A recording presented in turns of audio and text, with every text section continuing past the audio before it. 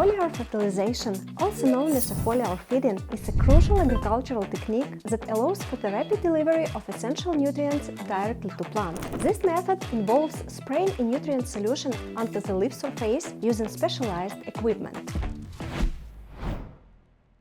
Common equipment for foliar application. Sprayers, the most widely used equipment for foliar application. Self-propelled sprayers, the most modern and efficient option for large farms. Trail sprayers, ideal for medium to large fields. Mounted sprayers, easy to operate and suitable for tractor use. Aircraft and drones, utilized for treating large areas. For instance, a single aircraft can cover up to 1,000 hectares in a day, which is in 5–10 times more than ground-based equipment can manage in the same period. Helicopters, typically used for treating hard-to-reach areas. Unmanned aerial vehicles, increasingly popular in agriculture, especially for foliar application. This technology offers several significant advantages over traditional methods: precision and efficiency, speed, accessibility to difficult terrain, data collection, reduced equipment wear, and field monitoring. In conclusion, modern agricultural equipment encompasses a wide range of machinery, each with its specific characteristics and applications, collectively ensuring efficient and productive farming practices.